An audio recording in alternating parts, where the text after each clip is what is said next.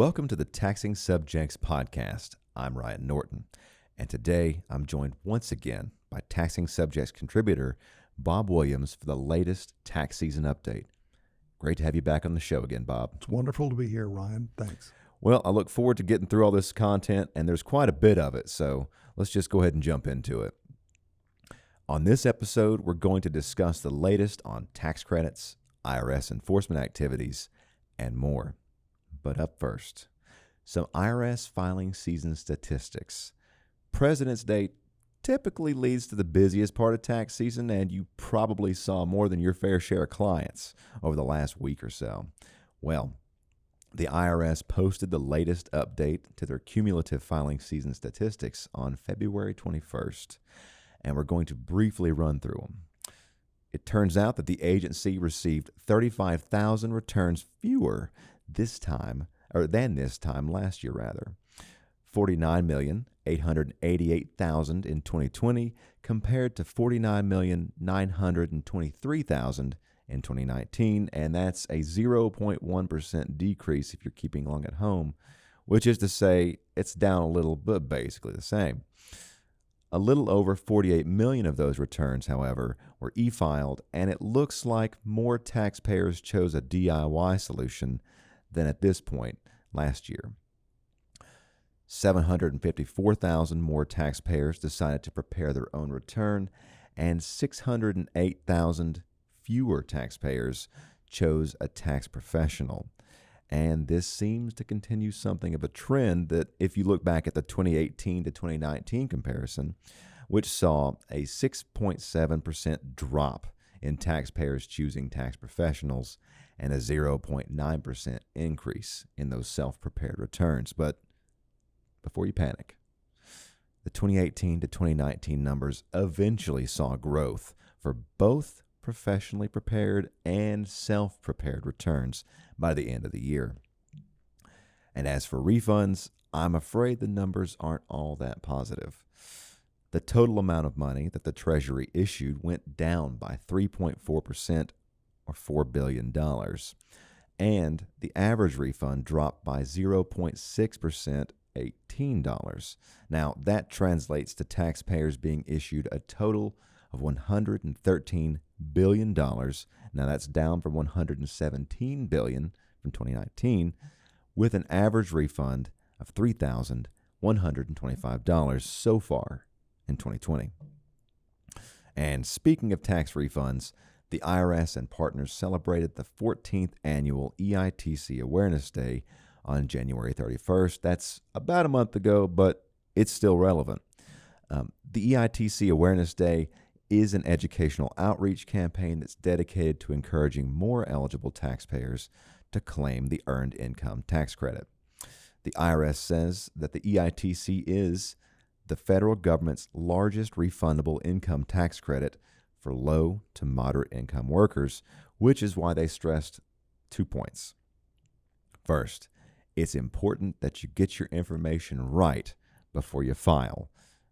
That should be your goal every time you file, but it's particularly important here because mistakes can make it harder to claim EITC the following year. And also, refund maximizing scams can really put the whammy on people. The IRS recommends using resources like the Directory of Federal Tax Return Preparers with credentials whenever you're choosing a tax professional. The second point, the Protecting Americans from Tax Hikes, or PATH Act, requires the IRS delay issuing EITC refunds until the middle of February. And here's how the IRS explains the delay. Where's My Refund? On IRS.gov and the IRS To Go app will be updated with projected deposit dates for most early EITC and ACTC refund filers by February 22nd. So EITC and ACTC filers will not see an update to the refund status for several days after February 15th.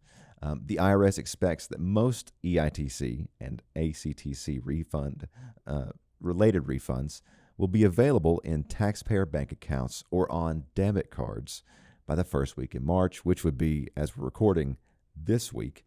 And that's only if they chose direct deposit and there were no other issues with the tax return. Check Where's My Refund for a personalized refund date. As for that particular tool and direct deposit, the IRS says in recent press releases that they wanted to remind procrastinating taxpayers that these resources remain the fastest way to track and receive a refund. Now, Bob, if I was a betting man, I would say that might be directly related to the issuance of direct deposit refunds. And that might be because they're down by 3.3% or $3.8 billion when compared to this time last year. What do you have on tax evasion? Personally, not much, but we do have some news. The Internal Revenue Service is taking another look at high-income taxpayers who have failed to timely file one or more of their tax returns in prior years. When the tax man cometh, you had better open the door. The agency says enforcement personnel will personally visit high-income taxpayers who have not filed tax returns in 2018 or previous years. The visits are mainly aimed at informing the taxpayers of their tax filing and paying obligations and bringing the taxpayers into compliance. Paul Mamo, who's the Director of Collection Operations in the Small Business and Self-Employed Division, says it's a matter of letting taxpayers know they have a responsibility to pay taxes and that they are on the radar of the IRS. He says the IRS is committed to fairness in the tax system, and we want to remind people across all income categories they need to file their taxes. The visits focusing on high-income taxpayers will be taking place all across the country. We want to ensure taxpayers know their options to get right with their taxes and to avoid bigger issues later. Now, for the current season, of course, everyone should file their 2019 tax return by the April 15th filing deadline, regardless of whether they can pay their tax bill in full. And while a 6-month filing extension is, of course, available, it does not give taxpayers any time to pay tax due. The taxes are still due April 15th. Mamo adds that if a taxpayer gets a personal visit from an enforcement agent, it's probably they likely waited too long to pay any taxes they owe. He says taxpayers having delinquent filing or payment obligations should consult a competent tax advisor before waiting to be contacted by an IRS revenue officer. It's always worthwhile to take advantage of various methods of getting back into filing or payment compliance before being personally contacted by the IRS. For the new visits taking place, high-income, non-filer taxpayers are those who generally received income in excess of $100,000 during a tax year, but still did not file a tax return with the IRS. These taxpayers have typically received numerous letters already from the IRS over an extended period of time, so they generally realize they have a tax issue. Mamo says the visits are driven by a need to exercise fairness, no matter how much money a taxpayer makes. He says taxpayers who exercise their best efforts in filing their tax returns and paying or entering into agreements to pay their taxes deserve to know that the IRS is aggressively pursuing others who have failed to satisfy their filing and payment obligations. Moving on, I hear there's been a change at the National Taxpayer Advocate's Office. You know what? That's right. And last Friday, the National Taxpayer Advocate Service announced that Aaron M. Collins would be the new National Taxpayer Advocate. Collins replaces acting National Taxpayer Advocate Bridget T. Roberts, who had served in the role since Nina Olson retired at the end of 2019.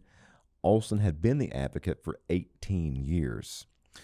The press release noted that Collins' CV included 15 years as an attorney in the IRS Office for Chief Counsel, 20 years at KPMG's tax controversy practice, and a history of community service and activism.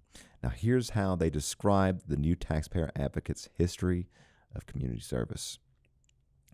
Ms. Collins' activism has focused on inspiring professional women to motivate teen girls from under-resourced communities through mentorship programs to fulfill the teens' potential and to empower them to become confident, college-bound, career-focused, and ready to join the next generation of professional women.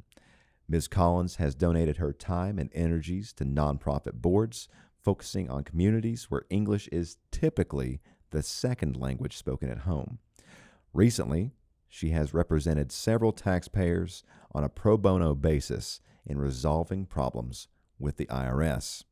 Now, Collins thanked Treasury Secretary Stephen Mnuchin and IRS Commissioner Chuck Rettig for the honor of serving as the National Taxpayer Advocate, saying, "I will work every day to be a strong and effective representative of American taxpayers." Moving on, the IRS has also issued some not so entertaining guidance on proposed regulations on what is and isn't an acceptable business deduction under the Tax Cuts and Jobs Act.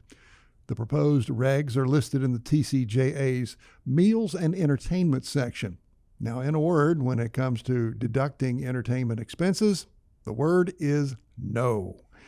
The TCJA eliminated the deduction for any expenses related to activities generally considered entertainment, amusement, or recreation. It also limited the deduction for expenses related to food and beverages provided by employers for their employees. The proposed language addresses the elimination of the deduction of expenses as they relate to entertainment, amusement, or recreation activities, and to help specify just what qualifies as entertainment. The proposed regs generally follow Notice 2018-76, issued on October 15, 2018. They provide transitional guidance on the deductibility of expenses for certain business meals. The taxpayers affected by this change and other interested parties can submit their comments on the proposed regulations. The IRS will hold a public hearing on the proposed regs on April 7th. Well, I guess no more pizza at work. No more pizza at work. It's a shame. That's right. And finally, a bit of clarification from the IRS that should be of interest to gamers and to crypto collectors as well. It comes in the form of a brief statement correcting the virtual currency webpage on the IRS website. They say the IRS recognizes that the language on our page potentially caused concern for some taxpayers. We have changed the language in order to lessen any confusion. Transacting in virtual currencies as part of a game that does not leave the game environment, in other words, virtual currencies that are not convertible, would not require a taxpayer to indicate this on their tax returns. Let's say you have a video game award token for high scores that can only be redeemed for things like extra plays, better weapons, and so forth. The IRS says those kinds of awards are not taxable, so you can just play on. However, if you get tokens that can be exchanged for anything of value outside of your game environment, you need to declare that on your tax return. Game over. Well, it does sound like parents of kids who play Roblox and Fortnite will probably rest a bit easier knowing that they don't have to necessarily claim those virtual currencies. They certainly will. I know I would. And that's it for today. Now, while you're here, be sure to check out other episodes, like my interview with John Sapp on the QBI Safe Harbor Rule. And we'll see you all on the next Taxing Subjects podcast.